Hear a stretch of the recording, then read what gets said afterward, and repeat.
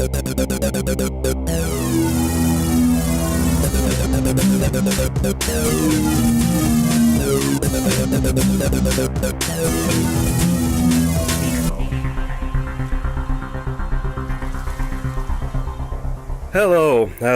this is the Flick Lab once again. The Flick Lab is with a focus on informative content and analysis, still with humor. No subjects are off limits we love to insert our pinkies all over the place. It's only fair, balanced views and all that jazz. And that goes for the genres that we cover. We don't want to limit the genre, we watch everything in this show. The show is hosted by a media pro, Karri, that's me, and a total cinephile, Henrik. Mr. Co-host, are you still alive?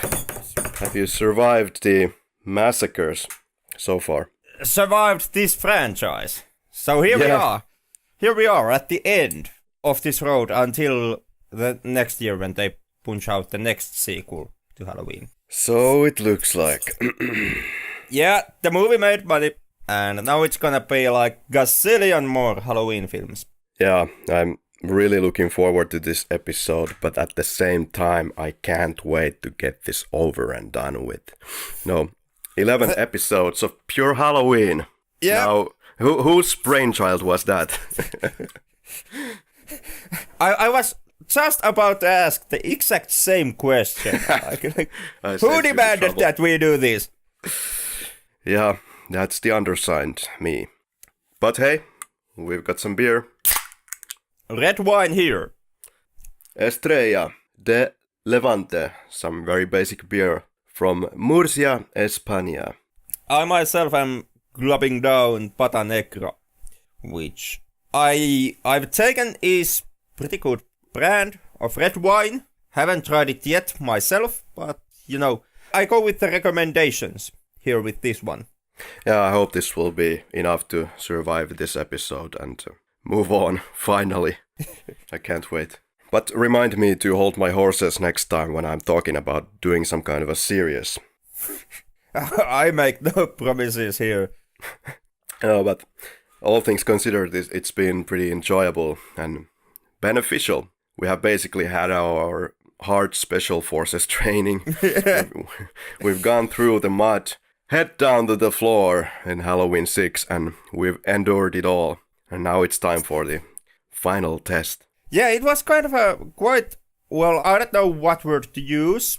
Maybe exciting, in a sense, to visit all the movies in such of a short time period.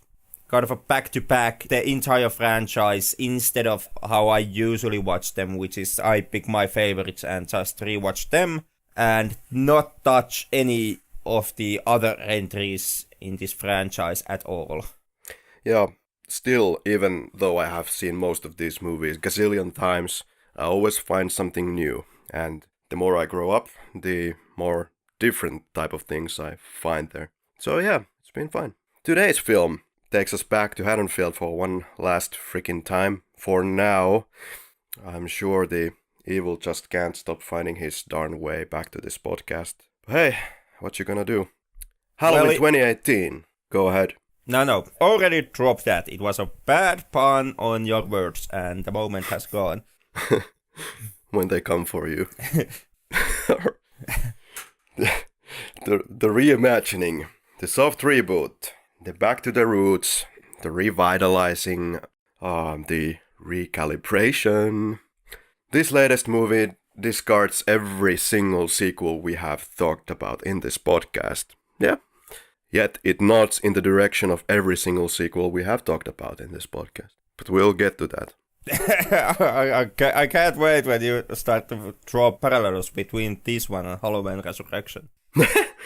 Well, yeah, we're gonna have an interesting time with that because I tried really hard to look for the parallels because they said that they would be referencing every single movie in this franchise. Okay, I completely missed that statement and went with an 100% open mind into this movie and did not actually know pre-hand to keep my eyes open for, you know, the nods to the previous installments. Yeah, let's talk about that in a totally separate section. There's a bunch of those, and Anyway, now we have to pretend that all the sequels we talked about for over 2 months never existed. That's kind of an easy thing that this is not the first time that fucking Halloween has rebooted itself. Not at all. This could be said to be like the 5th or the 6th reboot in some sense. In some sense, yeah, I counted this like the 3rd reboot. Like age 20 discarded basically anything that had happened since Halloween 2. Well, technically already Halloween 4 was also a reboot since it discarded Halloween 3. Then there were the Rob Zombies that discarded pretty much everything that had happened. And like, this is a movie everybody was kind of excited about some aspect when this one came out. Some were extremely excited about this being a reboot of the franchise. The franchise having seen numerous reboots already. Some were excited that Jamie Lee Curtis is finally returning to the franchise, despite that Jamie Lee Curtis had already returned to the franchise on previous entries, so that was also rehashing something that was done.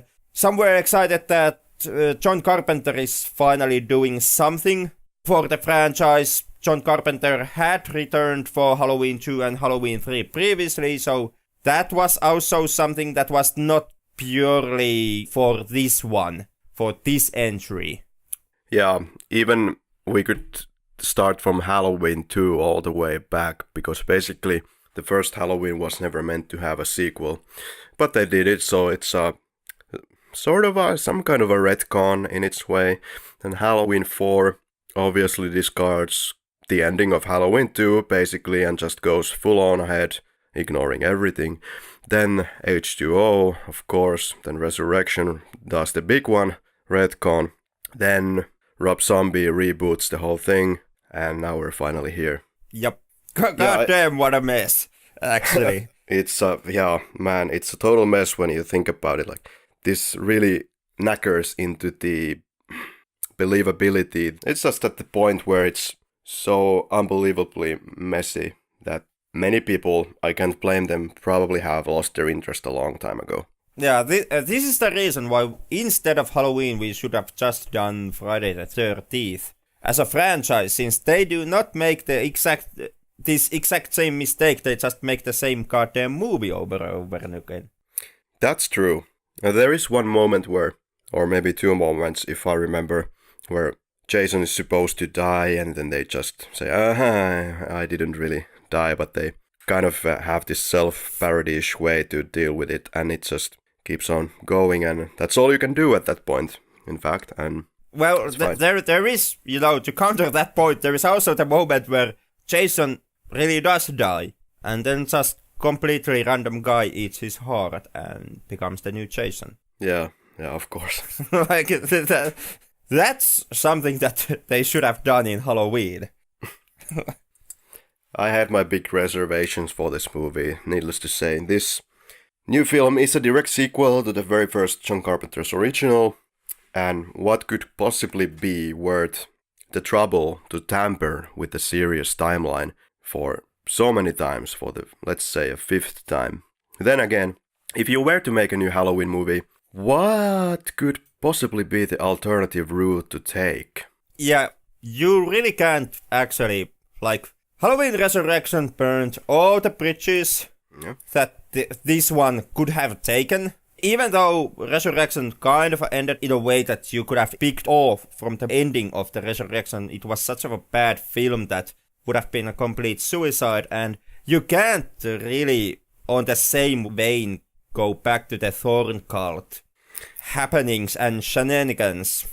Those are, Resurrection and Thorn Cult are kind of a plot points and moments in the franchise that are just best left untouched. This is a pure rumor, but I did hear that in his last moments, Mustafa Akkad was still looking for a way to tie it all together, all with the Man in Black and all with the Thorn Cult, and kind of trying to make sense of all of it. And wow, that would have been the Resurrection continuation.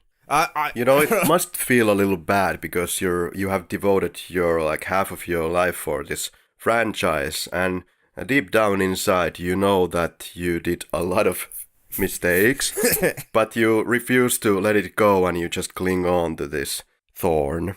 Yeah, but still, it's a thorn that actually makes you decent amount of bank account every single time. Even when the movies fall face flat and are kind of to be considered as failures budget-wise and not making the money that you were expecting to get from them, they still manage to do a decent money. So that at least that fall is not too hard on you. Yeah, the Resurrection opening was really bad. And it's one of the worst performing movies. In fact, I have the statistics right here. Best gross total in USA. Obviously Halloween 1 from John Carpenter. $181 million. For the first Halloween, we do not have an opening weekend information for USA. But the best opening weekend USA for Halloween was Rob Zombie's H1. And now it is Halloween 2018 with the staggering, I believe, $75 million on its opening weekend. Rob Zombie was $37 million. So think about that for a second. So by far, the most successful opening for... Actually, isn't it the second best opening for a horror film ever? Right after It. Oh, that's nice. Yeah, that's really making you money home. Yeah. And that's really me actually getting pretty close. The money is still coming in for this movie. But, when it comes to the moment when we made our estimates on how this will fare on monetary-wise, this movie, it looks like that I actually managed to get this one right. At least at the moment, it's 106 million, so I'm already in the error margin that I'm completely fine and okay with. If the box office stays at 106, in that case I would be like 14 million off on my estimate, and I'm completely okay living with that. That's an acceptable error margin for me when it comes to movie box office.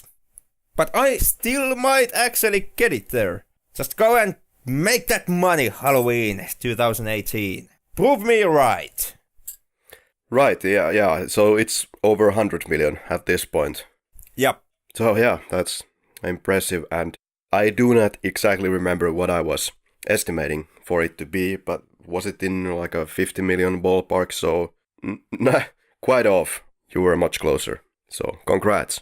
Yeah, so, Hollywood, whenever you wanna have estimates on does your movie make its money back and how much it's gonna bank on box office, just, drop us a hint. Call us on this podcast. Yeah. Alright. So it happened that David Gordon Green started to helm the new project. His most notable works are Joe, Prince Avalanche, Pineapple Express, All the Real Girls, and George Washington. I've managed to see all of them actually, and a couple of others as well. Perhaps I've most enjoyed Joe. Have you seen it? I have. I've seen it once. And that's pretty much the only David Gordon Green film that I have seen. I tried to watch Your Highness like 3 years after it had its theatrical run, and I managed to make it like the first 15 minutes. And after that I was like, fuck this. And just quit the movie. Right there, then and there, and haven't touched another David Gordon Green production before Joe ever since. Yeah, you have managed to pick the worst David Gordon Green movie as your first one. That I've heard as much. Like, people have said a lot of good things about Pineapple Express and Prince Avalanche. And I even got a few positive statements for Manglehorn, which was the Al Pacino film. That I haven't seen, yeah. But, yeah, Well, Your Highness did have Natalie Portman. Like, that was the selling statement for me, picking up that movie, and really couldn't... I have to say, that film was a goddamn train wreck. But then again, what did I expect choosing an American comedy? But Joe was relatively good, slow burn indie drama film. I was definitely positively surprised when I finally saw Joe. In Pineapple Express, I liked the laconic humor and the sense that the humor was just obviously plainly so stupid and in your face. So I laughed. I don't know. I usually don't laugh to comedies, but there was something. It was so at base level. It was so stupid. Yeah, now after seeing Halloween, or Gordon Green's new Halloween, I guess I have enough faith in the man to give Pineapple Express a go at some point. Yeah, I will say that it really splits the audience once again. So, you might like it, you might hate it, you might be neutral, but that's life. How was the premiere in Finland? Anything to note? It was surprisingly booked, actually. Like, Yes. I was on the road when I saw this one. I was traveling in Turku. I had some mandatory trainings to go through. So I spent the entire Friday when I finally got the chance to see this one. I had spent the day on trainings, and the theater I had booked my tickets, which was one of these more expensive cinema experiences, and it was actually, I would say the theater was full. At least on my showing of the film. Yeah, same here in Murcia. Very lively. Which is surprising, because that's something that, unless it's something like the new Star Wars or the new Harry Potter film or something from Marvel, usually never happens anymore in Finland, especially on these big theaters or on these big halls. Yeah. Halloween went through a lot of development hell. So there was a lot of scripts, ideas, projects, long journey to get to DGG.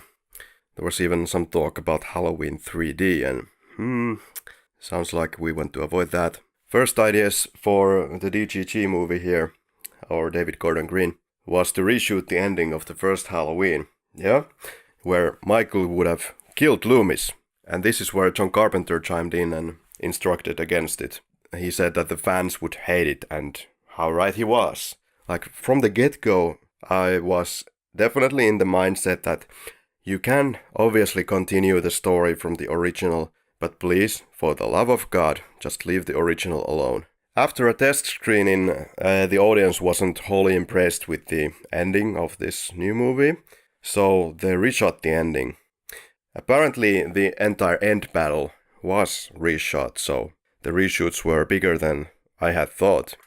And according to a source, which may or may not be accurate, but it probably is accurate. Do you remember the trailer or the teaser trailers where Laurie and Michael are having the knife battle in the front lawn of the house?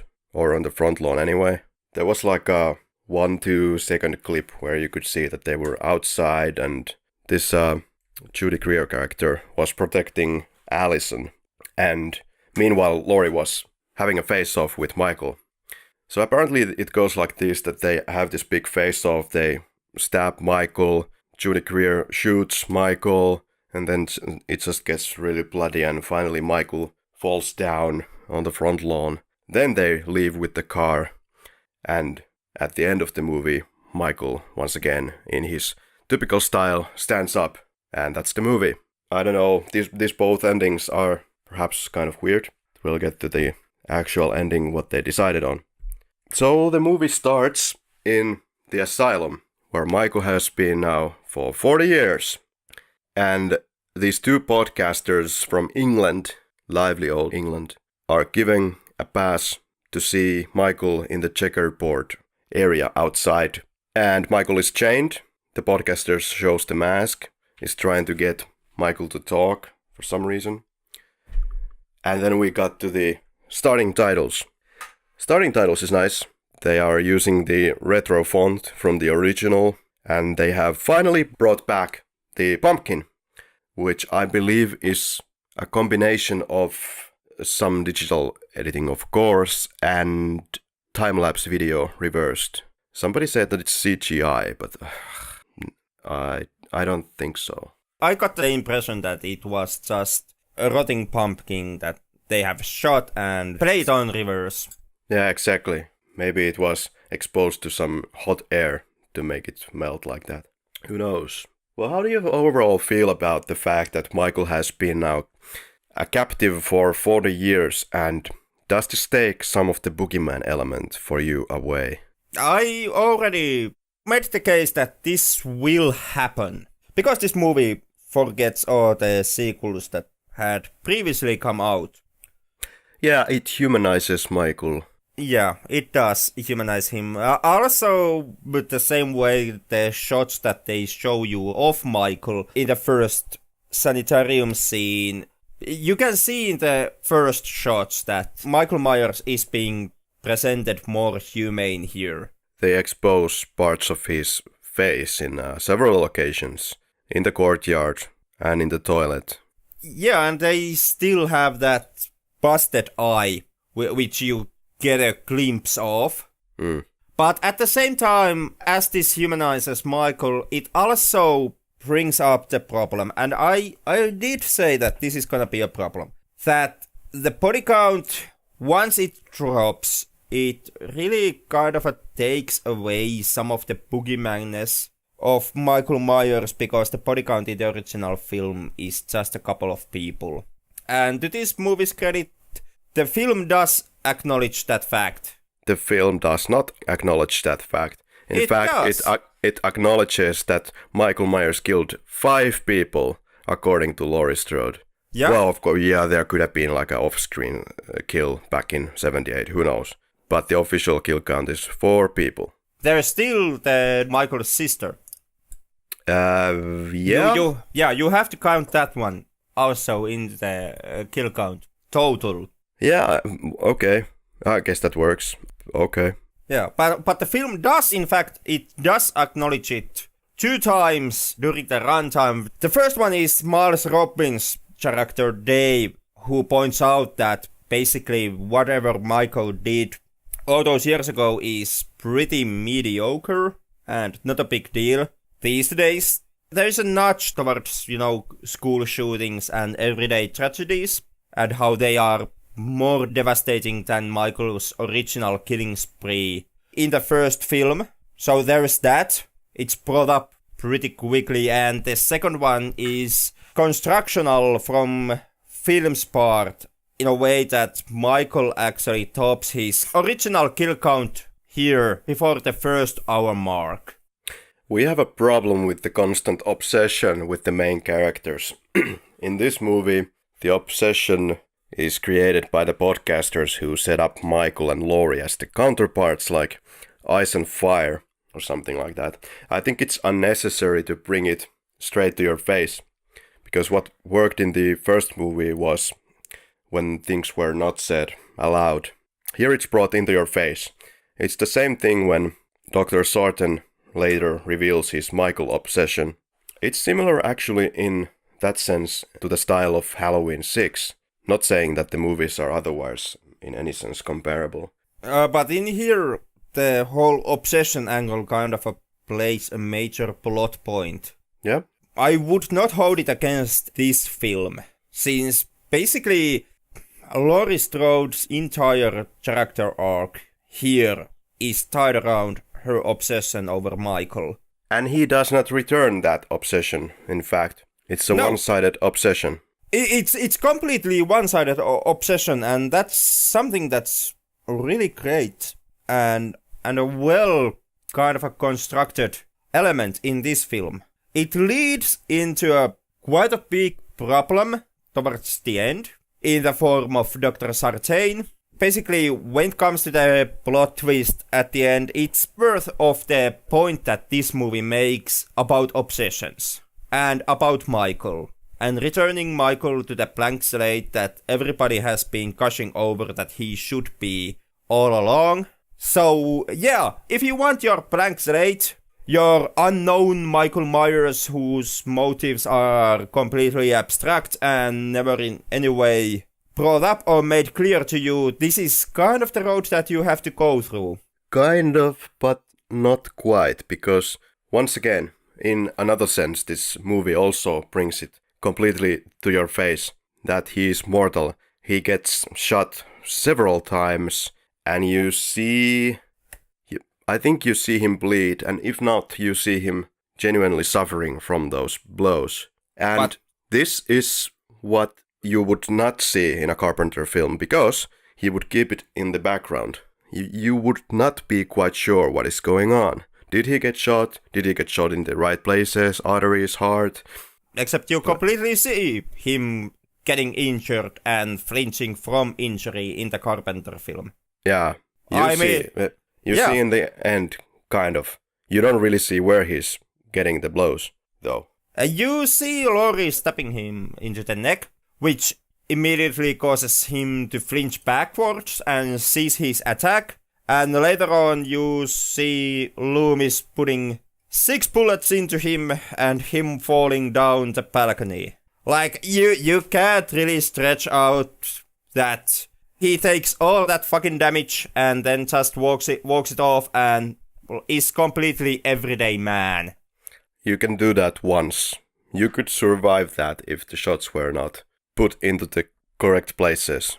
I could buy that. But they are still torso shots, as you see from how Michael flinches when he gets shot. Yeah. Maybe it's just the amount of shots that he suffers in this particular movie that kind of throws it off and, in a way, logical-wise, prevents any kind of sequels from here on.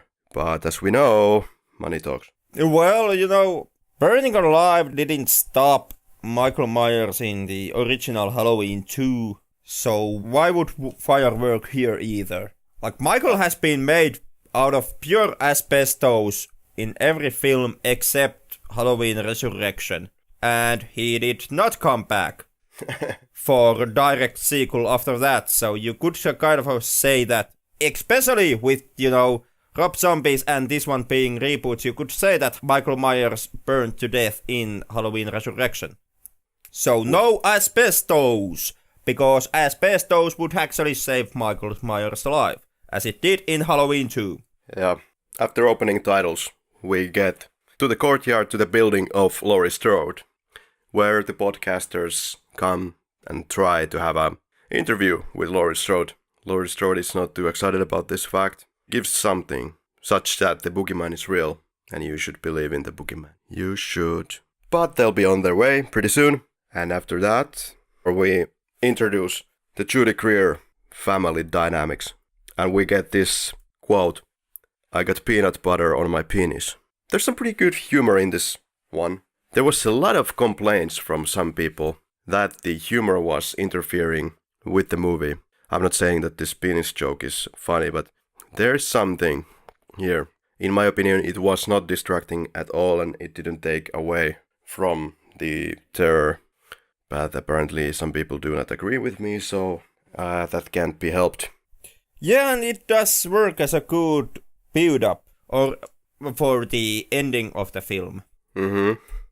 In a sense that they do present the mousetraps here, and you get the first presentation, and it finally pays off at the end of the film when it turns out that there is even bigger mousetrap for Michael.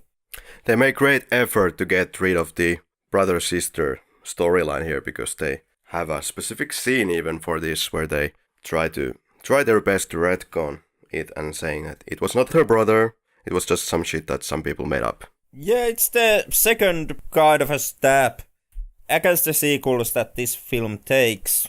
It's okay on its own right, in a sense, but like I said, getting rid of the brother-sister angle and returning Michael Myers into the unknown blank slate that he is, it does once again present the problem that the rest of the film has to deal with, which is that Michael is completely uninterested about anyone in the film. There's a specific point I want to bring out that Halloween 1978 does differently.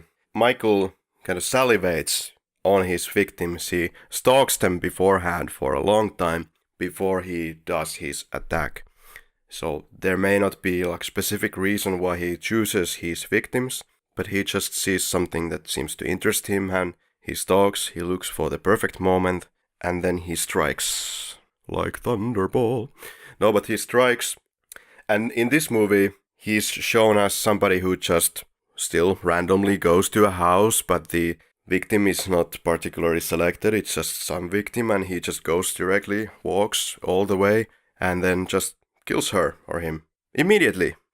So there is not that kind of a build-up, except in a few scenes. This movie is kind of tonally all over the place. There is this where he just goes in, barges, kills, slaughters, and in the beginning, this first kill, let's call it the Elrod kill, she is killed off-screen, but gradually, or depending on the scene really, they show the gore or they don't show the gore. A complete contrast to Mrs. Elrod is in the end when Michael just puts his leg over Dr. Sartain and his whole head goes into mush.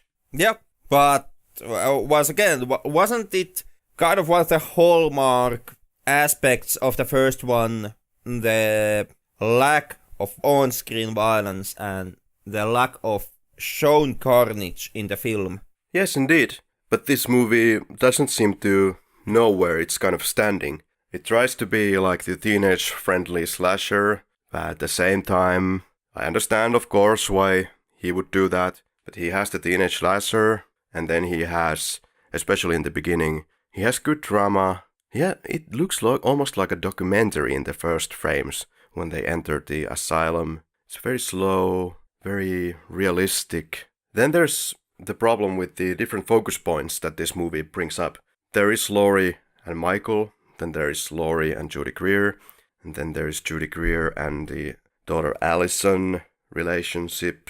Then there are these random characters. Karen has this husband that basically does not serve any purpose in the film. He's just, once again, cattle. And a weird character, weird lines, kind of annoying, no particular purpose. You could have made this movie focus better into what matters if you would have had less characters and keeping the people, like in the original, more in the same locations. Like Laurie is inside her house baking cakes or whatnot. Then somehow Michael comes there and they face off. And even better than that would have been that the final showdown happens nowhere near Laurie's apartment. Because Michael has no reason to get there. He doesn't care. So, as we see here in the movie, Laurie is stalking Michael, trying to find him, has her revolver or gun, and finds him, shoots him, loses him. They could have continued from there in those locations. But then they establish unbelievable setups. They are so desperate to get Michael to chase Laurie to her house that they make the most unbelievable thing of this movie, which is Dr. Sartain reveal as some kind of a psychopath who just so desperately wants to know what is going behind that mask and to make him speak. And that is our vehicle to get Michael into the Laurie Strode building. Yeah, but if you want to get Michael to Laurie Strode building, I don't. Which you kind of have to make Laurie Strode in any way sensible character in this film. That's the thing. This movie doesn't really need Laurie Strode to anything. There's no point for them, apart from the fact that they have been in the movie franchise before and they are interesting characters, but there is no real link to Michael Myers in any shape or form. No pun intended. They need the character to bring up the point of the results of traumatic experiences on a person. This is something that was touched upon on Rob Zombie's Halloween 2. You hated it in there also, but at some point you just, have to kind of acknowledge the fact that characters survive Halloween films. And once you acknowledge that, you kind of have to ask what happens to those characters afterwards. Yeah, and I like the approach here. The trauma aspect is nice. What I'm just saying is, as much as we love this character, and as much as there is some very good dramatic moments, good drama from David Gordon Green, still there is this lack of linkage between these characters, which Dr. Sartain and perhaps the podcasters try desperately to artificially make in between them. That Michael exists only because he perhaps wants to kill Laurie Strode, which doesn't make any sense. And Laurie Strode is living in this sphere also kind of chained to her own apartment in this case because of the same thing. But in this film, Laurie Strode is the only one who is interested in killing the other of the Michael-Laurie dynamic. Like, Michael has no clear interest in killing Laurie at no point of this film. What Michael ends up doing is putting every other possible target in front of Laurie throughout the film, to a point where in their first face-off, Michael even just walks away from Laurie because he's so disinterested in her. Yeah, from the get-go I was mostly very interested. That I'm kind of happy that they were removing the family link. But here we see that it is just not so simple that you just don't remove the family link and then try to pull off unnecessary linkages anyway. I mean, wasn't this the whole point here, that you don't try to do this? So the whole point was bring Michael back to being a blank slate. And the problem with blank slate is that you can't do that much with it. Yeah, I give it to you. It's very restraining. First Halloween was supposed to be a standalone, and it worked so well as a standalone. And as we have ad nauseum gone through in this podcast, how limited the scope, the space is where you can move Michael around. And this is what kind of we have here in 2018. And I would say that 2018 pulls it off quite spectacularly in the end, seeing what they had to go on to begin with. I would have made so many different moves here. I'm not a director, not a real director anyway, but I'm surprised by how much they get right here in my world and how much they get wrong here in my world. The biggest problem I have here is the Dr. Sartain bullshit moment. But you need Dr. Sartain bullshit moment to get Michael Myers to the Laurie Strode house, and you have to get Michael Myers to Laurie Strode house so that Laurie Strode herself does not look like complete fucking jackass at the end of the film. Like, what? Dr. Sartain brings Michael Myers to face off Laurie Strode just so that Laurie Strode can save a face. I don't understand, because they could have had their face off anywhere in Haddonfield except in this house. It's the same thing in Halloween 2. They are in the hospital. What's wrong with that? You could have had a different setting. No problem.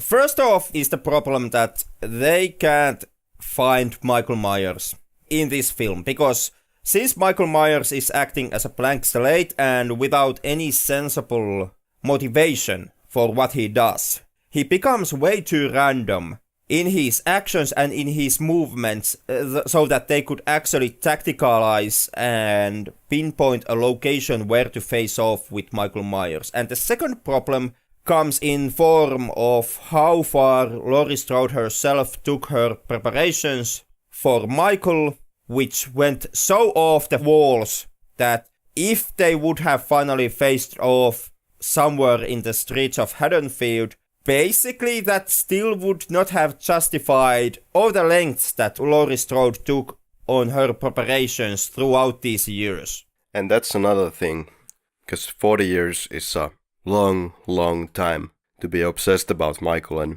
preparing at the gun range, and still to be so obsessed about it. Yeah, there's some viability problems in this plot.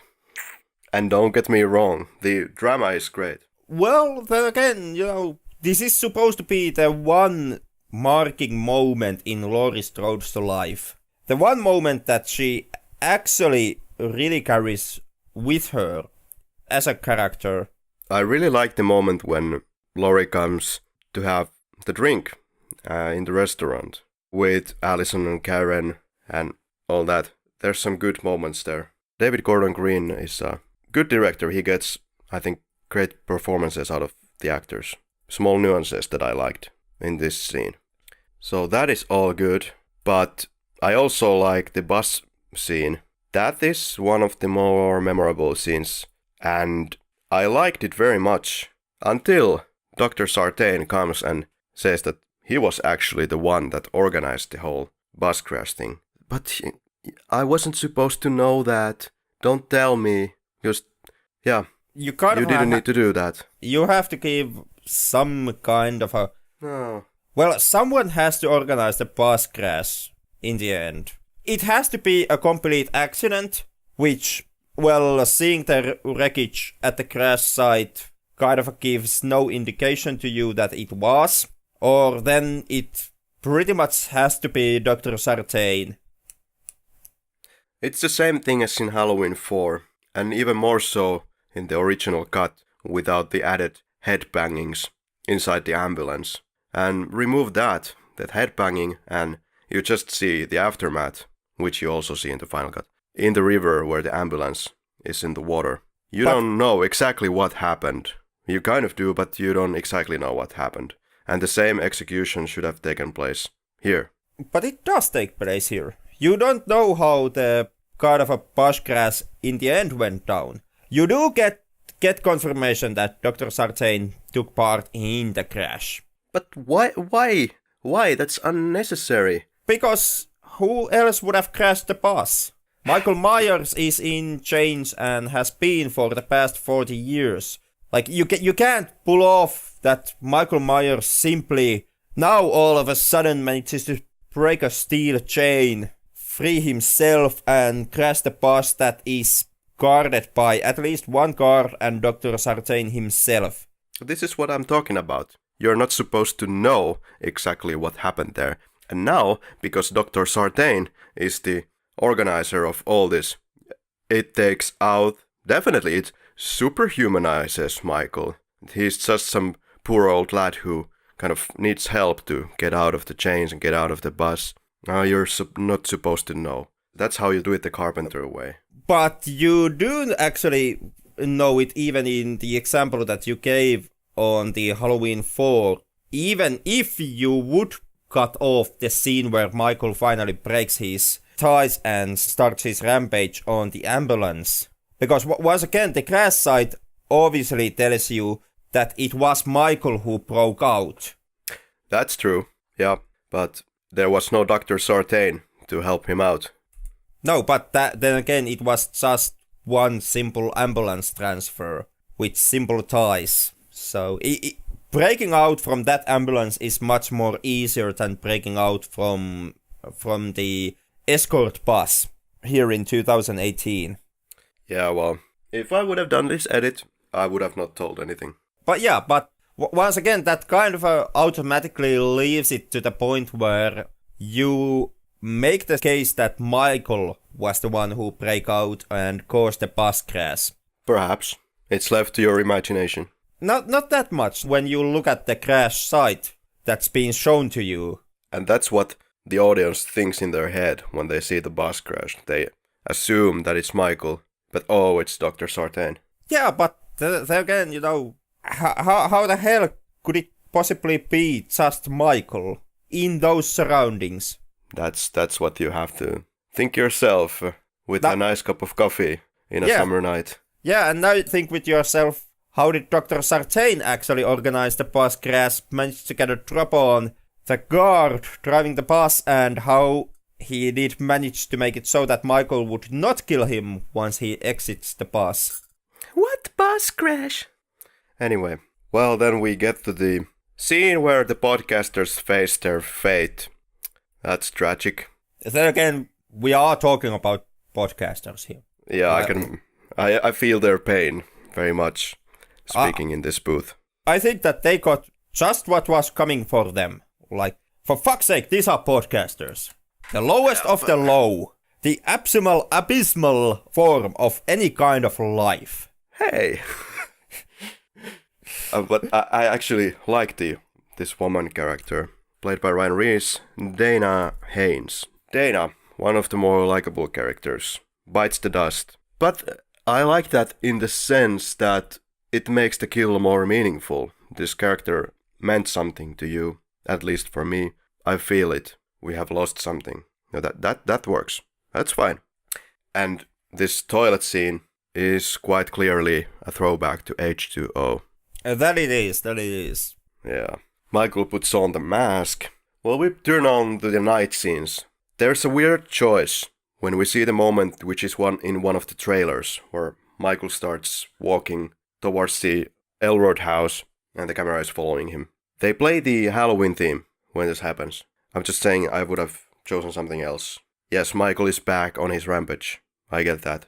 But, Halloween theme at this moment. You would have had a Halloween movie without a Halloween theme. Like... Well, we have the Halloween theme. Dude, do you even John Carpenter? God damn it, the man came back from his retirement to make music for this film. Okay, let me put it this way. Would you have added the Halloween theme when Michael goes to the Elrod house in Halloween 2? Kind of hard to say on such a short notice. No, it's building the tension. It's kylvää kauhua. You can't play that song during that time. Okay, well, I just would have played it differently. Then the coloring. There's absence of blue light. Well, I realize this is a David Gordon Green Halloween, therefore he will set his own tone and leave his own mark, his footprint, but this film definitely has no blue light use. The tone is more like yellowish. Then again, this just might be the most fall-looking Halloween movie there is, so I applaud him for that. This is also one of the few Halloween movies that actually showcase you a Halloween ball or anything else kind of a Halloween happenings outside of simple decorations. Yeah, Halloween in the previous movies has seemed like a very dead city where nothing happens, but here we have a little school party. Yeah, somebody actually finally realized that it's Halloween. Then we have a character called Cameron Elam, which is the boyfriend of Allison, until the point where he kisses another woman in the ball. And this character, Henrik, why do we have this character? Because they never finished the storyline, exactly. It doesn't seem like it. Cameron just disappears from the movie after they have this kissing issue, which I understand, kind of, but he never even gets killed. It seems like it's not finished. And there's a few moments like that seem like these were something that could have been planned for the sequel. Or the other possibility is that they just didn't finish it and there's some weird directing going on here. Or it may just be, on purpose because they are switching your expectations. They are giving you easy cannon fodder character and then actually do not kill him off like they would have done in every other entry on this franchise or in basically any other teenage slasher film or slasher film altogether. Perhaps, yeah. Then there is the quite elongated scene about the closet where the friend of Allison is babysitting the young boy. The problem perhaps here is that we already know what happens at the end of this scene. More or less because of the trailer. So it takes you a little bit. It takes you a little bit out of it. It's without tension. I thought it had quite a lot of tension. But no, it's a great scene. It's just maybe the trailer ruined it for me. Okay, it didn't ruin it for me. I liked the comedy with the babysitter and the kid, and I did quite a lot of... I did feel that this was quite a tense scene, even though I did know pre-hand what is going to happen. But then again, you kind of know pre-hand most of what's going to happen in this film simply by this being a Halloween film. Like, you have a babysitter that is not the main character, and, well, it's obvious cannon fodder. Like, no way in hell that babysitter is gonna make it out of the film alive. A ruin is too strong word. I did enjoy the scene, and this child actor is really nice. Well played. Yeah, it's one of the better bits of comedy in this film. Which again did not bother me. Somewhere along the line we are introduced the Dr. Sarton character to Laurie. And she even says that, oh, you're the new Loomis. Maybe the best kill of this film is the moment when the Oscar character gets killed. It's perhaps the most memorable scene. The one you can think just like that. Even though, in this scene we are playing with the motion sensor lighting. I do not understand why they keep flickering like this, even though Michael Myers is moving. Which is again giving us the point, or the hint that this guy is just pure evil and nothing makes sense. Or somebody's flickering the light for him, or the lights are not working correctly, or it's not motion censored, or I don't know, but it's a nice shot. Yeah, it's Michael Myers being supernatural once again. Kind of a dimming that line between is he human or is he something more. Yeah, but it was okay. Then we get to the Dr. Sartain rerouting. So in order to get Michael Myers to the house of Laurie, Dr. Sartain kills, is it the sheriff or the deputy in this case? I think deputy. He was Officer deputy. Hawkins. Yeah, would make him a deputy, I guess. As far as I remember, the American police force, which I'm not completely familiar with, I do collect that officer is lower on the ranks. Yeah. So he gets killed, Dr. Sartain. He kind of hurts the mood and the atmosphere by putting the mask on his own face, even though just momentarily, and pays a huge fine for that, but unnecessary. Yeah, I like the themes played out here. It's just that the execution is kind of a honky as hell. Basically, even though I can see what they were going for, and like I said, I like the theme in the background here on this moment, there is still the problem that Dr. Sartain plot twist just does not work as an individual moment in this film. And Dr. Sartain kind of trying on the mask and wondering how it feels to be Michael Myers that's the one moment in this film where the film dropped me for a extremely short moment of time, but it still did that. Yeah, same. I thought that there could have been millions of different ways that you could have played this. Yeah. What do you think about these two cops who witnessed the weird behavior of the police car where Michael Myers and Sartain are?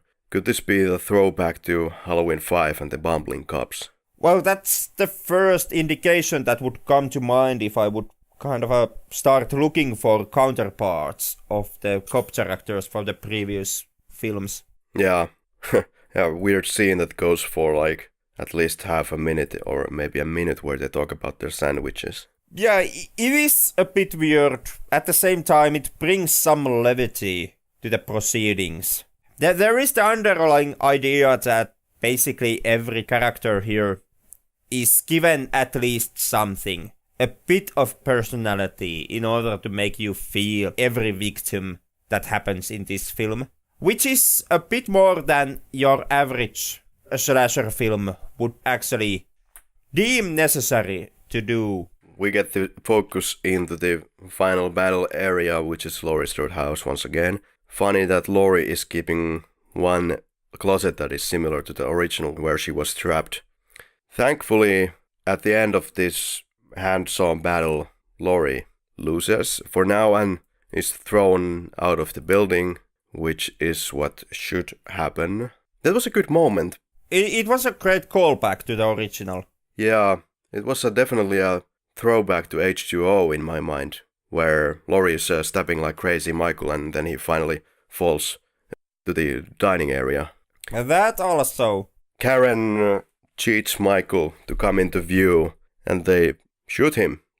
This may be a character mistake as well, because Michael never in the originals avoided getting shot. He was just like a machine that went on and did his thing. Here he is calculating and waiting for the moment. He's listening to Karen and Karen says, I don't think I can do it. And he comes into view and gets blown off. It's not a huge problem, it's just what has not been seen before. It shows some intelligence from Michael's part. Then he's locked away downstairs, suggested that he burns, but everyone who has gone through 11 episodes of this franchise knows that he will obviously not burn. And in the final frames, Allison is holding the knife. And I see this kind of as a passing on the torch from Laurie to Allison. And if you stayed until the end of the credits, you will hear the familiar breathing sound, suggesting that, yeah, this is most likely not over. Looking at the box office. Yep, and even if it would be, it would still serve as a good nod to the fans of the original, who once again get that one familiar Halloween moment. Yeah, it's kind of a double-edged thing. Some fans thought that this is an obvious suggestion that there's going to be a sequel after the Carpenter original because of the breathing and the presence of him being alive. And some people just kind of got it the other way around and just saying that, okay, he's out there and he's gone. And that's all, folks. Yeah, it's not that people went into that kind of lengths. Considering one simple breathing audio at the end credits of the film, instead of taking the logical route and simply going by Jason Blum's own statements that there will be a sequel if this makes enough money. Yeah, God, I want Jason Blum's bank account. Same here. God, Blumhouse. They are doing these extremely cheap horror movies. Cheap as in budget cheap. And look at this. This is estimated $10 million production. And it's now $100 million in the box office. Good job. Yeah, you take a capable director, you give him small budget, and in exchange of smaller budget, you give him more free reign to do a movie that he likes to do. Smart formula. Now I understand why he's smiling in every interview. That is, like this begs the question, why has this been so fucking hard for Hollywood all these goddamn years? Like, it's not rocket science in the core of it. Like exactly. Just look at the original Halloween. Yeah, you take a little money, you use it wisely to make a good movie, and you get the income. Like, that's the formula. Yeah. Instead, you have countless amounts of teenage slashers that use the same formula to be safe, I guess. But with a little bit of originality, you might just do a bang at the box office. And you would not need to cast Busta Rhymes in a desperate attempt to make back your own budget. No Busta Rhymes. Trying to wipe my head clean from Busta Rhymes. Sorry, Busta Rhymes. No more Busta Rhymes. Overall thoughts about this movie. There's a bunch of things we could go through. Let's go through first the references to the old movies. Well, Halloween 1. Well, there's the killing of the mechanic, getting the overalls, Laurie appearing in the school window, Laurie disappearing from the front lawn at the end of the movie. Halloween 2. I read that they had the same ambulance logos and texts in the ambulance as in Halloween 2. Halloween 3. The kids' masks, of course. The mask from Halloween 3. And Halloween 4, there's the closet door appearance that we wait for like 5 minutes. In Halloween 4, Jamie has this dream or these visions, and Michael Myers is coming from the closet with a knife in the quite beginning moments of the movie. And so that's the throwback to the closet. Okay, yeah, I missed that one. I did get the throwbacks to Halloween 1 in the same scene later on, but yeah, I missed the Halloween 4 throwback. Halloween 5, I can only think of the silly cops. Halloween 6, no idea if they implemented it anywhere. I don't know. H2O, well, Laurie's taking a sip of that red wine so that Laurie alcoholism is implemented, and the toilet scene. Halloween Resurrection, no idea. I didn't see Busta anywhere. Busta back end. Rob Zombie's Halloween 1 and 2, no idea. But I believe in the end moments I heard Michael grunting. Well, he does small grunting in the first one, but there's a grunting moment. And Rob Zombie sure likes his Michael grunting. What I liked. Good cinematography. Mostly great performances. The drama aspect of the trauma elevates this movie into not only a horror movie, but more of an actual movie. And I like the original font. That's a nice touch. I like the pumpkin opening. What did you like? I liked how this movie handled Michael. The way how it once again plays with the aspect of, is Michael a human being or is he a boogeyman? I like the fact that this movie kind of plays it to the both ends. In turns, it humanizes Michael a lot, and then few scenes in, it kind of shows you that something that would not completely fit into human interaction, or how a person in his 60s could react. And in this way, kind of shows you the the possibility that Michael Myers is quite literally a boogeyman. It's something that Rob Zombie tried to do in his remakes before the producers got into the mix and messed up the whole thing. So it's nice to see that being pulled off here without the meddling producers. And I liked a lot of the themes this movie carried over. The theme of these effects that the first film has had on Laurie, and the theme of Michael's silence being something that drives, that unsettles people, and that lack of human interaction that Michael exhibits in every entry of this franchise. And in here it's played in the sense that lack of interaction, that lack of communication is something that people find extremely troubling and which drives them off balance. Like it happens with the podcast guy and later on with Dr. Sartain. I thought that was a good theme to tackle on, finally. And I did like the themes going through at the final confrontation. Like the house going back into the setup of the mousetraps. And there was this kind of a Hansel and Gretel-esque feeling when they finally burn Michael alive, and there's those iron bars, kind of like the front plate of an oven, going in front of Michael as he burns at the cellar. I liked a lot of how tactical the final confrontation was from Laurie's side, where there's a lot of good elements of Laurie going through room to room and actually trying to play the confrontation smartly, even though she kind of loses it as the moment goes on and she starts doing more and more these obvious mistakes. Like she checks every room at the upstairs of her house instead of simply putting them on lockdown, and this way exposes herself to danger. Or when she suspects that Michael is hiding in the closet, she does not open fire at the closet, but instead, once again puts herself in risk by going off and actually checking the closet.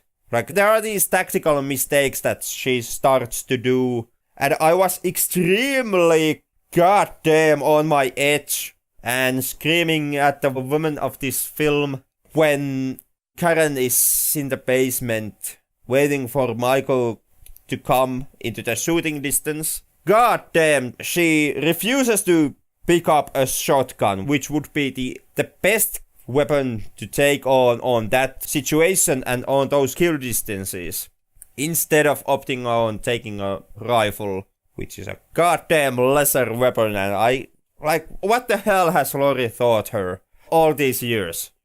Perhaps the distance was enough that she calculated that with this rifle I will get the surest shot. The distance was close enough that she would have actually gotten better shot with a shotgun.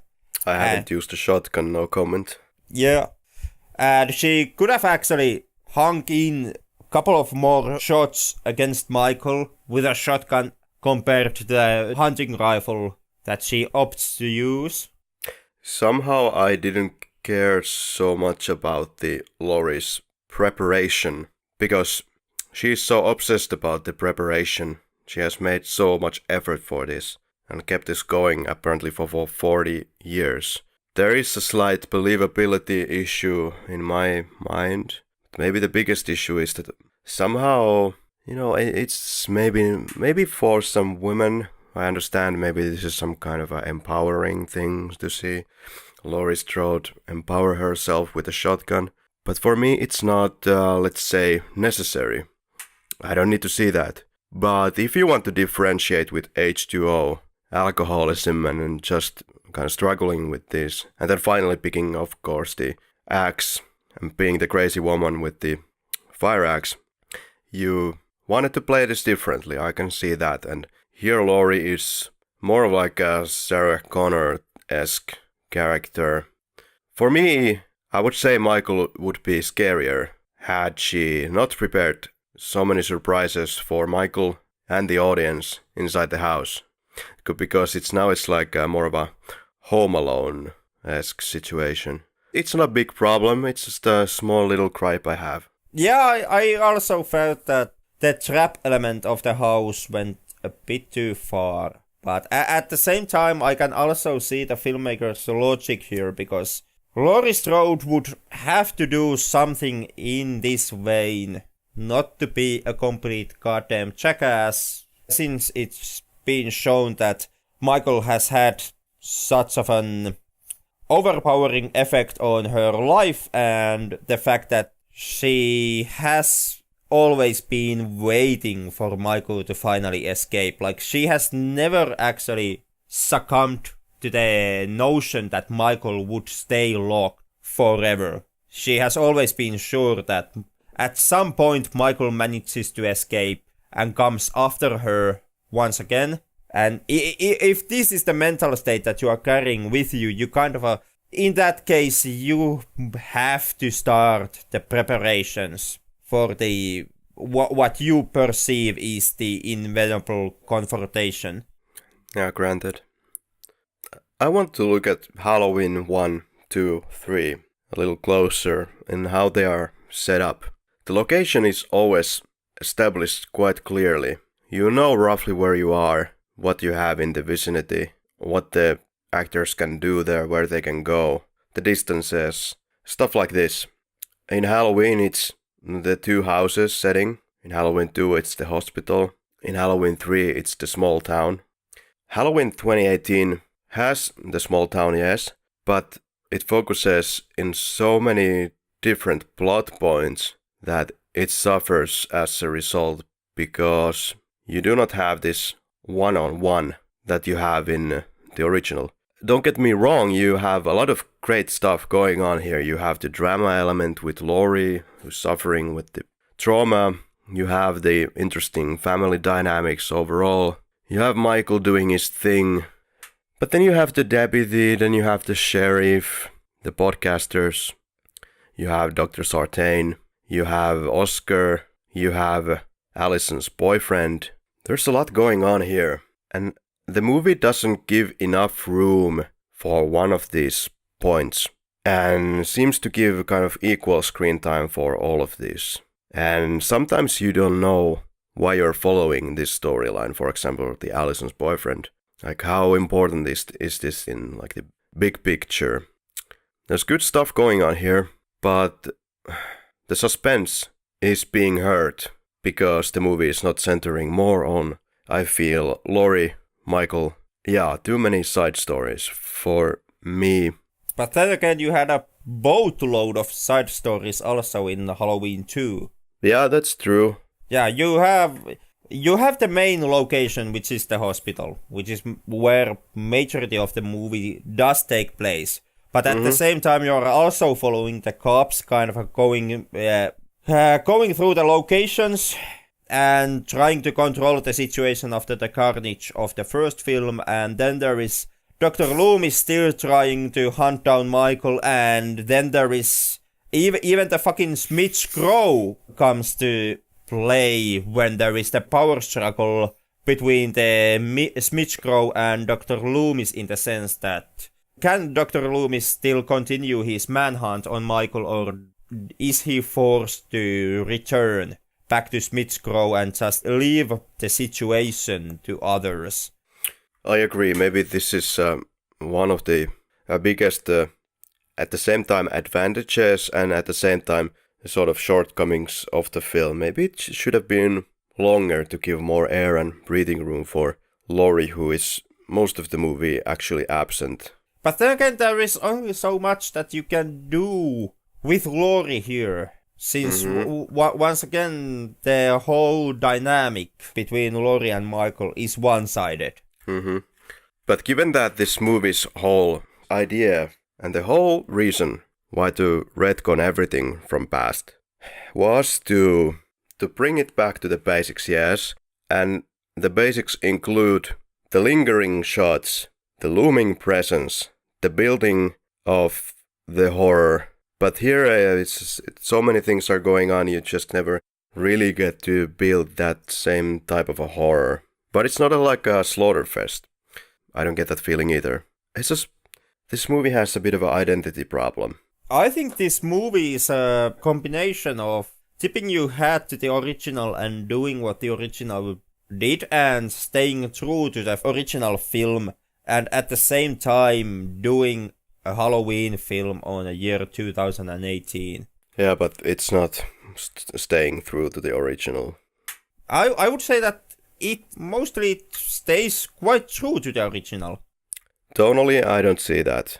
Where I see that is the portrayal of Michael Myers in the sense that he is, again, more of a man, perhaps even more so than in the original.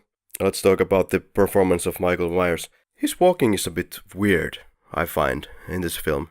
I understand Michael Myers is like 60 now, but he looks very mechanic in his movements. People have said that this is very close to the original cat-like walk, and that just walk, Nick, just walk type of thing. But sorry to say, I couldn't find that here. I, on the other hand, actually thought that this was pretty close to the original.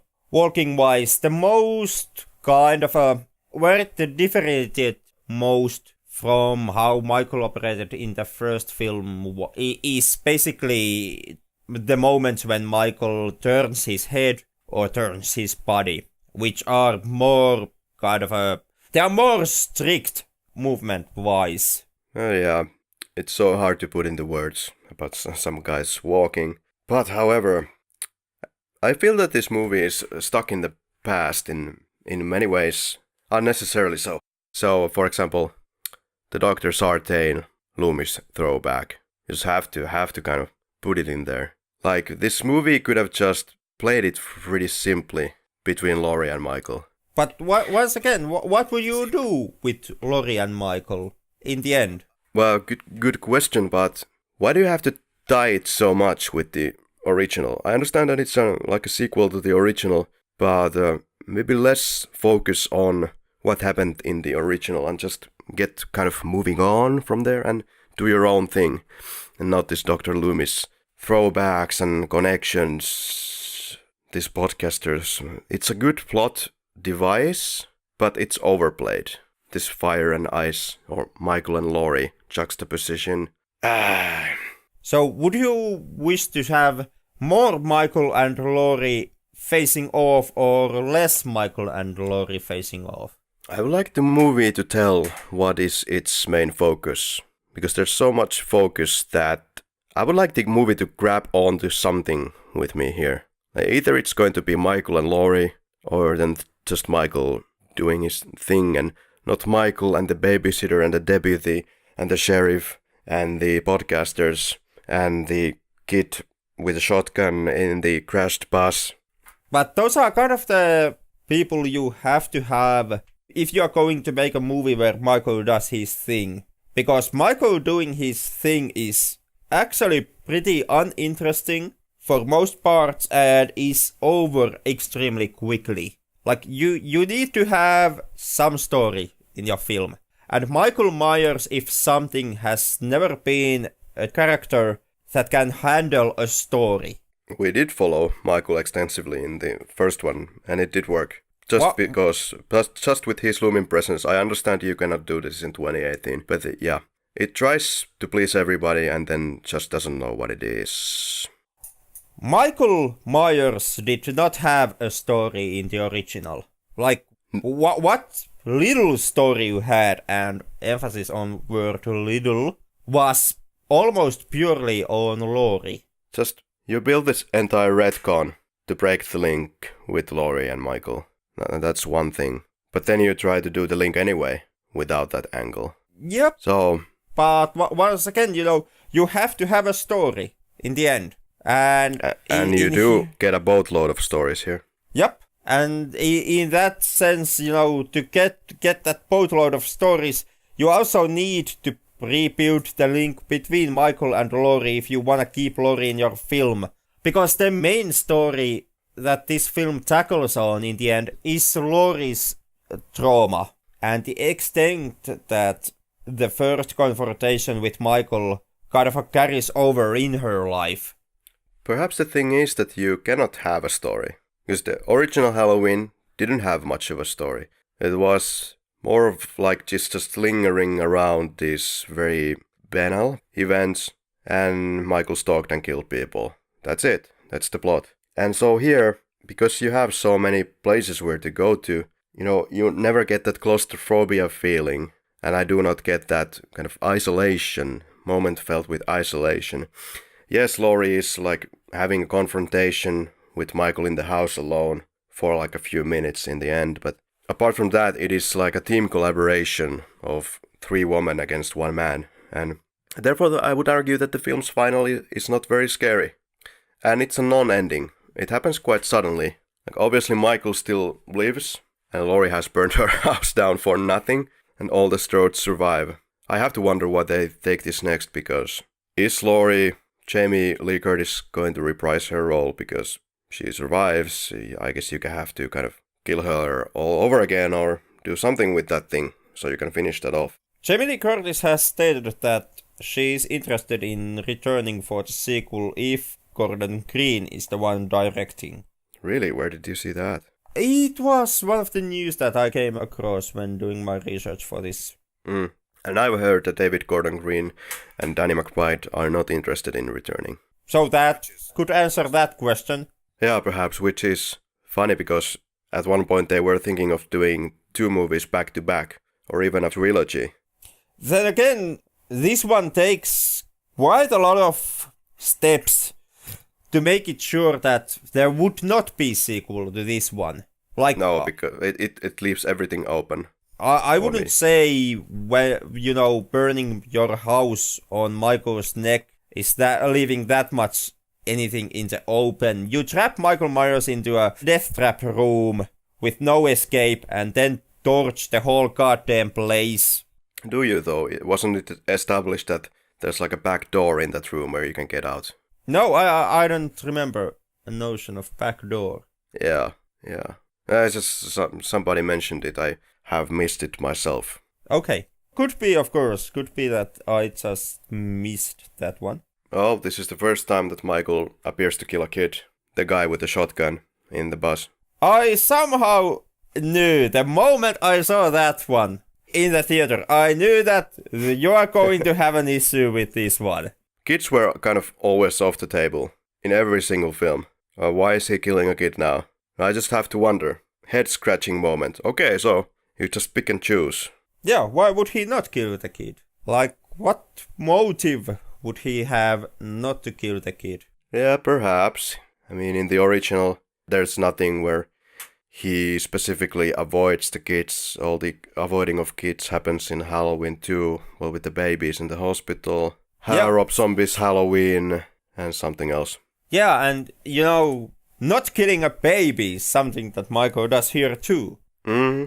So in that sense, the man still has quite a big heart in the end. Maybe the biggest issue with this is that, even in the original, it seemed that this was established such that Michael's targets are people who, well, okay, I guess we get to the symbolism shit again, but Michael's targets were people who did have sexual intercourse, or they did something that was, well, they did some haram, even though they don't believe in that particular religion. And I really do not actually believe in that interpretation of the proceedings in the first Halloween. Well, apparently that does not hold water at all. Which in a sense, this is great, because all the snobby motherfuckers who talk about Halloween in the way that it's anti-feminism and it's doing this and doing that because of this and that, now there's no rhyme or reason anymore. Yeah, pretty much. You can thank the film all you like. Go ahead. Yeah, thanks, David. When it comes to the whole horror movies or woman hating and basically misogyny in a celluloid form, I've more seen that as reading too much into a few instances in horror movies and basically then not reading anything else that goes on in those movies. And in that sense, I really do not get this Michael being the punishing force of breaking societal norms in the original Halloween film either. Like, sure, from the list of targets, there were a bunch of teenagers that were trying to have sex, but I always read it more so that they died simply because they happened to be in a wrong place at the wrong time, and having sex had no part whatsoever in Michael kind of choosing to kill them. Or Michael did not choose to kill them because they were having sex and having alcohol. Given that John Carpenter being in this product as a artistic consultant, not officially with that title, but he was anyway, gives kind of legitimacy for the argument that we are right and all the snobby reviewers can get the artistic finger from me and David Gordon Green, so there you go. But making Michael kill people instantly with no prior getting to know the victim type of long-term stalking, it takes away from the boogeyman aspect of this character. Just moving instantly from house to house, to enter, kill, is also not what Michael did in the original. And the boogeyman aspect comes from, the Donald Pleasence and just building and then attacking. Yeah, but again, I know. Yeah, it's a hard balancing act. 2018. And also the reason why Michael Myers stalked his victims so much in the original, and why he did not go more from place to place and killing on random, was because Michael Myers in the end was too goddamn lazy to walk one street from end to end. Yeah, the thing is horror is so hard, There are some universal things that everybody seems to be afraid of, but the formula doesn't work for everybody in every case, and everybody is afraid of a little bit different things. And, the fucking art, you can't figure it out. There's no absolute terms, what pleases and what works. There is some universal things, thank God. So science works there as well. But I suppose individual experiences are what dominate movies. Yeah, and that is true. It comes down to individual experiences. And horror is, in the end, extremely hard cinema genre to pull off. I mean, yeah, in a lot of ways, it didn't succeed in the original Halloween either. At least not for me. It wasn't scary for you. No, it was intense and it was exciting. But like I stated before, I did not suffer any sleepless nights or had trouble sleeping. I did not have to sleep with a light on or watch any closet door after seeing Halloween. So when it comes to being scared, when it comes scary, there's movies that have had a lot more of an impact on me than Halloween and had made me much more scared than Halloween ever did. Now I'm really curious. Was it like the human centipede? Something that has had an effect on me. Exorcist. Yeah, Exorcist is one. Also the first Paranormal Activity, even though I know I'm in marginal group here. Very. Yep, and I fully accept that, but yep, you can laugh all you want, but the first one really worked for me. As did the first spin-off, the Tokyo Night. Okay. Some others that have, was not scary in a sense what I was being shown, but which really cost me a couple of nights' sleep as a philosophical kind of a thinking point was the original Martyrs. Mm-hmm, yeah, that's a good one. Yep. Like I said, nothing that I saw in the film was that haunting to me, but the overlying question at the, under the film is something that really did trouble me after seeing the film and had an effect on me. Some Asian horror films hit me pretty deeply. Some of them are just, I would argue, boringly or badly shot, but some are really great, and they still build that atmosphere that American horror films kind of used to do. And they play with the psychological aspect. The original Ring, yeah, it's okay. Yeah, that was. I also like the first American remake. That was decent. The Exorcist, of course, and there are some random movies that I remember, like Injection. I believe it's a Korean horror film that happens in a hospital, as it happens as well. But that's the trick with the kind of a horror films that has an effect on you. They are always individual cases. And later on, it's kind of a nightmare trying to point out the one aspect, why the film had such of an impact on you. How would you rate the Haddonfields of Halloween franchise? In the sense that you can buy the Haddonfield. Because in this film, it's fine. I would say the original Halloween, Halloween 2, of course, are the first. Then maybe now, after that, is David Gordon Green Halloween. Halloween 6 brings back the feeling of the Haddonfield as well. It seems like the houses are in the same intersections and stuff. The Halloween 4 or 5 in the Utah shooting, just like Halloween 6, but in Halloween 4 and 5, I don't get the same illusion as much. And Halloween 8 is Halloween 8. I don't know, I never analyzed towns that much. What did you think about the music? I would say the original synthcore from the first film and then this one, the Halloween 2018 version. I much enjoyed the new theme. It has a more pronounced oomph, oomph, oomph in the background, but I like it and it's very radio friendly. Yeah, there's those hard-hitting guitar riffs that...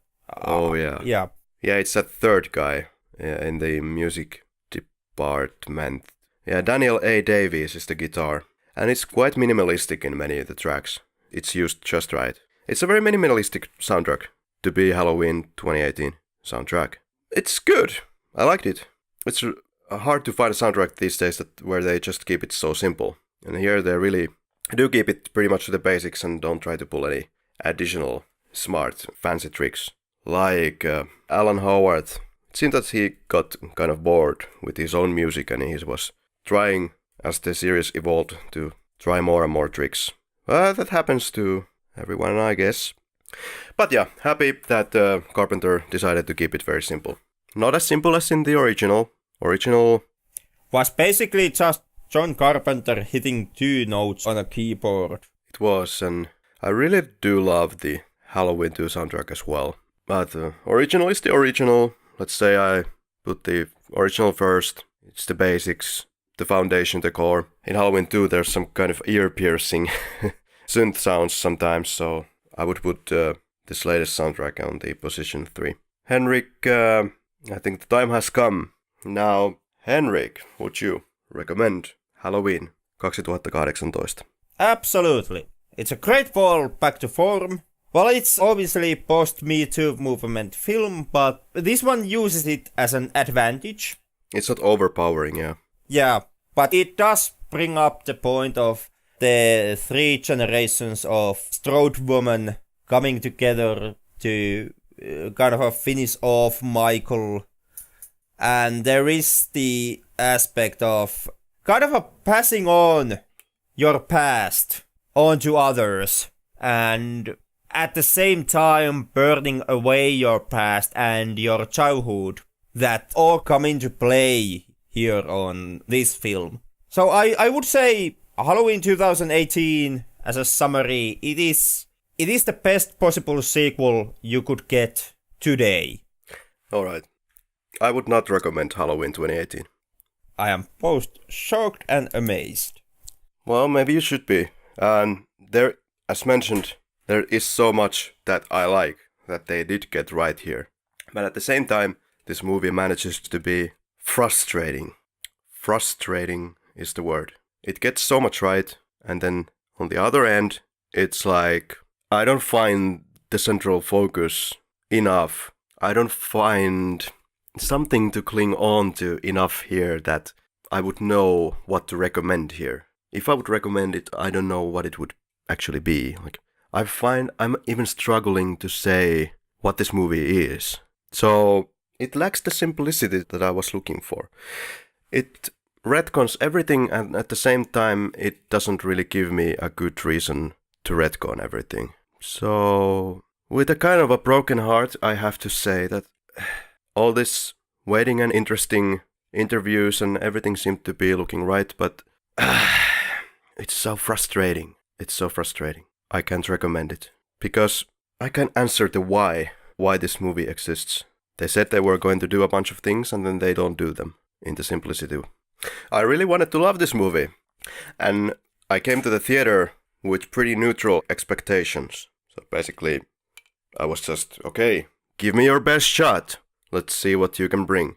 But no, it just brings me to the same old point that it seems that nobody is able to quite get to the magic of Halloween 1 and Halloween 2. But that, I guess, goes without saying.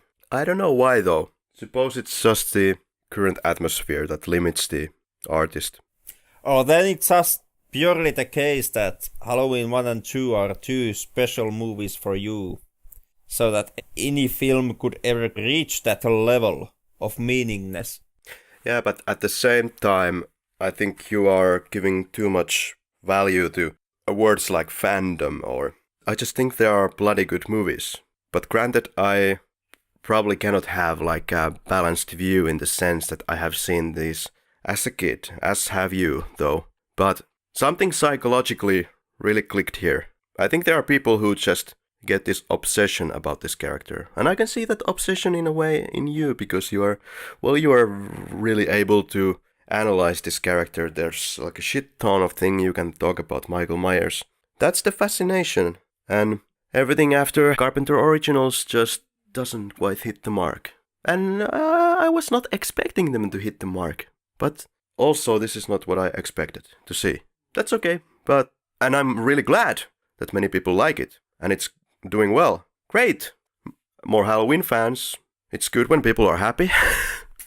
Maybe I can't avoid being more critical than others because I know this franchise so well. Frankly, I thought that David Gordon Green would have been thinking about the series in the same way, and he would know maybe like as much about the character as I do, and maybe he does. He just is David Gordon Green and not Karri Ojala, so what can you do? Would you improve something in the film? Not really. I would mess with the Dr. Sartain plot twist, but at the same time, I do acknowledge that it's basically mandatory by the blank slate Michael. Yeah, how about Allison drives the car to the Laurie Strode property and somehow Michael has latched himself into the car and follows them there for the simple reason that he wants to kill Allison at this particular moment. Would take kind of a too much effort on Michael's side. I don't know. Favorite scene? I would say it's that during the moment, or this is basically just a shot in a scene, but during the moment when Laurie is hunting Michael on the upstairs of her house, she goes room to room holding her rifle, and there is this great dynamic shot of the camera being behind Laurie, giving you the perspective behind her back as she enters the room, and then there's an extremely quick turn when Laurie checks the corner of that room, and during that turn it becomes a point of view shot of basically from Laurie's perspective. First person shot, or shot from the end of the rifle, extremely quick tilt of the camera to the corner of the room.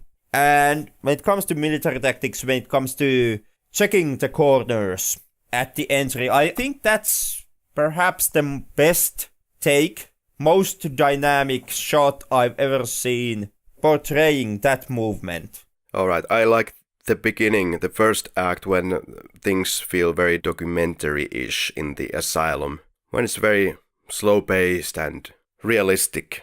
And I also like the third act, the same moments that you mentioned when Laurie is alone with the shape in the upstairs. However, maybe I was looking for some slow reveal instead of that jump scare-esque coming of Michael. Like in the original, they could have played something like that, where Michael just slowly appears from the darkness, maybe from behind Laurie, and there's this stalking moment behind her before she even realizes what's going on. But hell, at least it's not repetition of the first one. Any favorite quotes? I would guess Officer Hawkins' returning quote to Laurie, as Laurie confesses that she has hoped and prayed that Michael would escape all these years. That's a funny edit because the trailer says that Laurie is talking to the deputy, but in the movie she's talking to the doctor. Well, she's talking to both of them. But where she's looking at. Yeah, in that sense. For me, I liked when Laurie is in Judy Greer's house and says, I have tried to protect you and prepare you. Now we have to hunt him down. And then Judy Greer says, I'm trying to prepare dinner for my family. To add to our discussions about how the world really is, Judy Greer also follows this with the following line. The world is not a dark and evil place. It is full of love and understanding. And then moments later she says, get out! Yeah, and at the end of all of that, she's covering in the basement with a rifle and burning a man alive. So yeah, no darkness, peace and love, and all that jazz. Also, Oscar's line when he's in the property of someone with the automatic lighting system, he says to Allison, they were feeding me guacamole in all these sexy ways. Must be Danny McBride. Must be Danny McBride. The entire scene altogether is quite funny and humorous. Yeah. But hey, let's rank the Halloween movies. Are you sure you want to do this? Yeah, I'm curious. No, you're not. Yeah, I'm very curious. We can just back off from the entire conversation and save us the headache and the heartache that this is going to cause. Yeah, it doesn't matter. It's your opinion, man.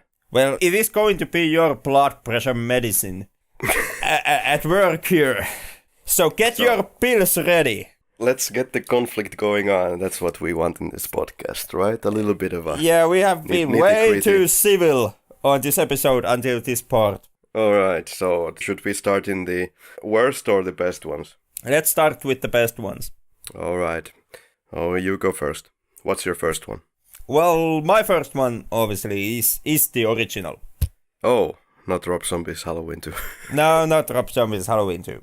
Yeah, mine is as well Halloween 1978. But now when we get to the second one, there's no surprise for anyone that for me it's Halloween 2. And these two, they are very close to each other. Even though Halloween 2 does a lot of missteps, it just does the horror scenes so well that I'm always kind of, like on one day, maybe next day you can ask me, I praise Halloween 2 to the moon, and then the next day it's Halloween.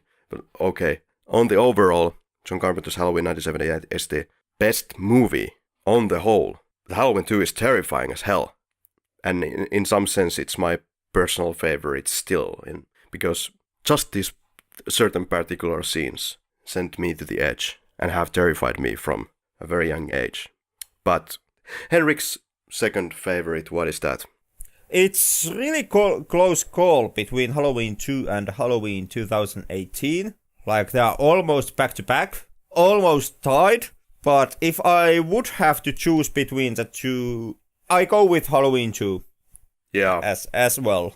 If I would have to point a finger why Halloween 2 in the end pulls it for me over Halloween 2018, it is the fact that I admire how closely Halloween 2 follows from the events of the previous film. The fact that it picks off just minutes after the last one ended, and you can just look first two Halloweens back to back. Like, having that close continuation, it takes shit ton of work. It's extremely hard to pull off. It's way easier to make a sequel if your movie's timeline has even 1 year between the entries.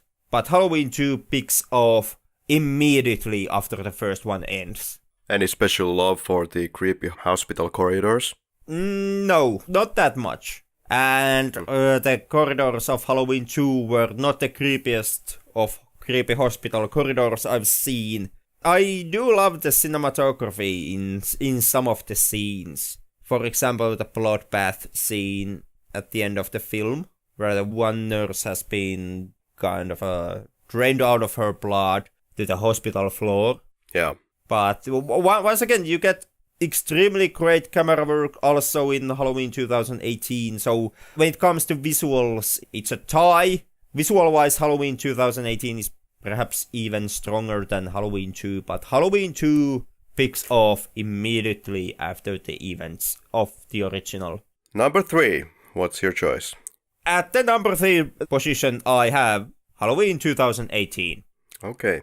It goes straight there with flying colors. Well, for me, I have surprised myself, but there is nothing else to take the spot, so it is Halloween H2O. And Halloween H2O, I think, is a better finish if Halloween 2018 is any kind of finish. Obviously, it isn't. Halloween H2O gives like a proper finish for the series. There is no better ending than cutting off the beast's head. And no, it's not a fucking paramedic. The wrong guy's head. You mean... No. But that was the proper ending until Kevin Williamson and Mustafa Akkad fucked it up. It's definitely hell of a lot weaker than Halloween and Halloween 2. And even the setting in that school area is not working as well for me. But hell, Jamie Lee Curtis is back. Josh Hartnett is great here. And it's a very linear event of happenings. You know where you are, kind of basically. You are set on the same premises, kind of like in the originals. So it's okay. Blah blah blah. What's your number 4? My number 4 slot goes to Halloween 2. Yep. And I was expecting you to lash out immediately. Well, I already know your love affair with this film. What more to say about that? Except, well, for me, it might be a bit surprising as well, but it's Halloween season of the witch. Just because this movie still has the Carpenterian atmosphere. The cinematography is the Andi that you saw in Halloween 1 and 2. The story is what it is, it doesn't make any sense, but hey, it's still a fun movie. Spot number 5. H20. Alright. For me, this was a tight call. But I guess I have to give it to Halloween 2018. Still, strong drama. Pretty decent watch, but leaves you cold. Number 6. Would be Halloween 4 in this end. Same here. Yeah. Halloween 4. Pretty much the last Halloween movie I've given a recommendation on this podcast. Yeah. So the only movies that I gave recommendation was Halloween 1, Halloween 2, Halloween H2O, and actually Halloween 3 as well. Halloween 2018 onwards, it's all basically a dislike. Halloween 4 is an okay return, but as with 2018, too many problems, so I have put it there. Number 7. Would be Rob Zombie's Halloween 1.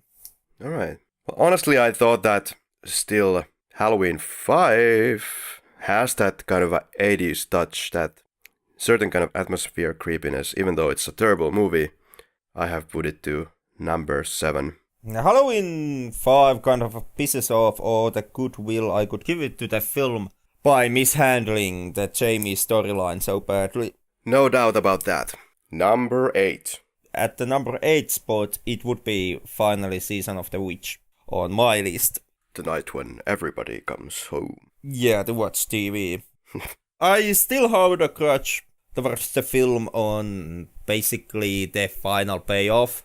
When you find out what it's all about and everything that ties into that solution, and it's not a proper Halloween film in a sense, but basically at this point I'm already struggling and grasping at straws, trying to push it as far as I can before I have to mention some of the later entries on the franchise. I wish they could have been successful with the anthology route, but Halloween 3 was not successful, and therefore more Michael Myers, which I still would say worked best in the original Carpenter's version. And all the sequels just suffer from the fact that you really can't do a sequel to Halloween. But on my 8th spot is Rob Zombie's Halloween. Purely for the fact that there's some originality there to be found. Number 9. would be Halloween 5. For me, it would be Halloween 6. This movie is so fucking stupid. Like, this brings to the front everything. It explains everything. And in the most silliest way. I think the scriptwriter was on drugs.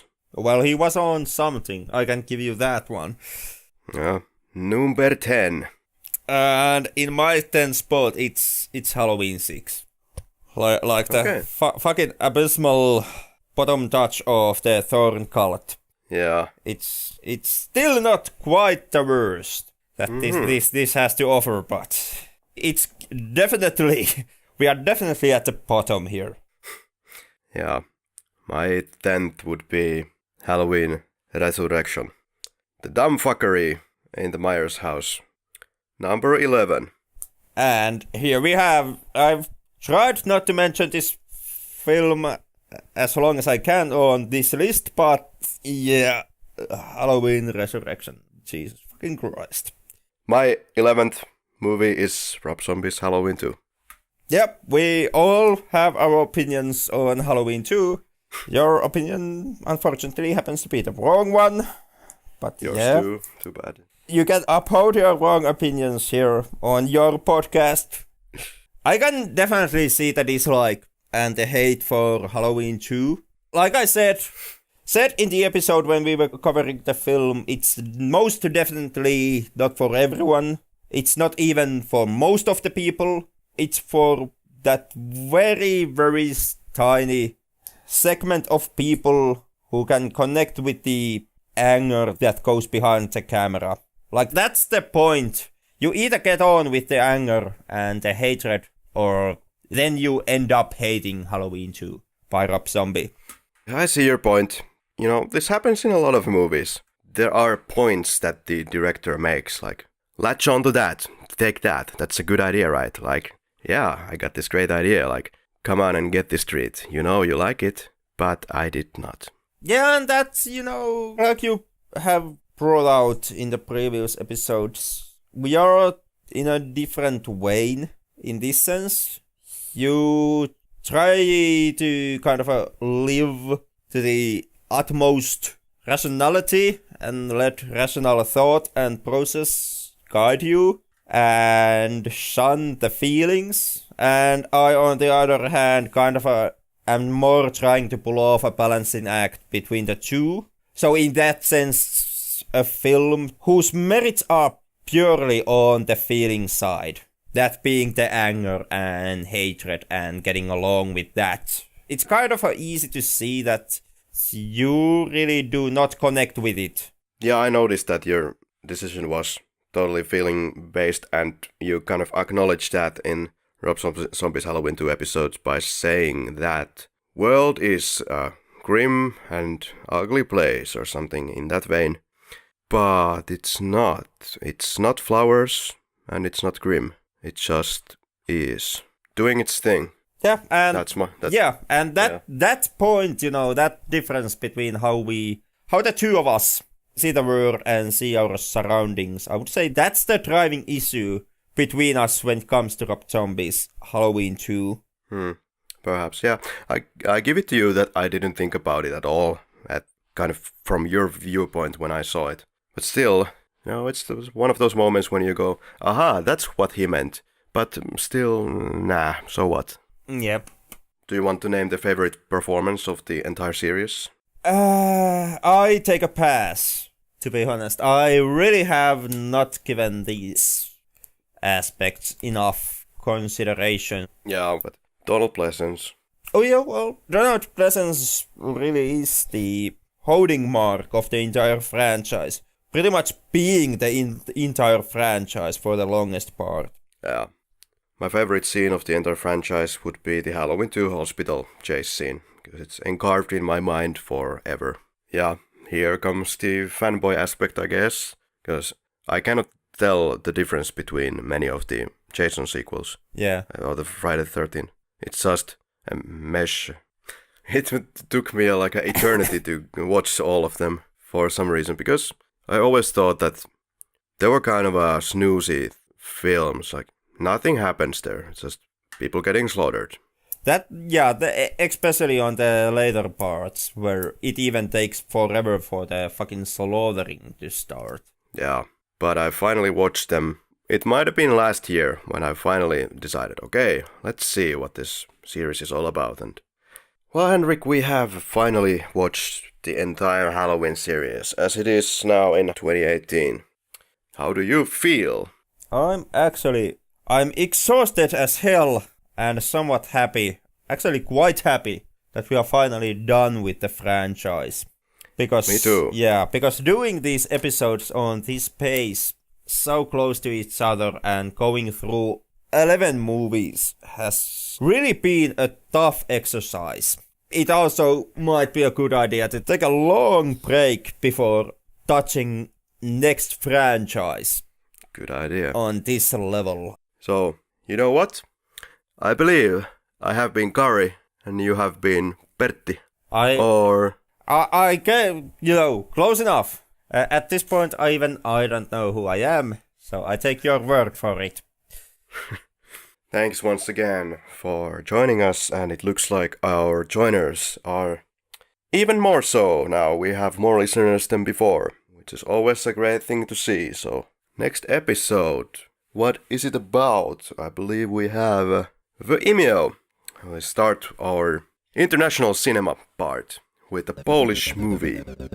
So I hope you will not have your prejudices against international cinema and you will join us when we will be once again extremely funny and irresistible. So see you in 1 week. Adios, amigos. Adios from here too.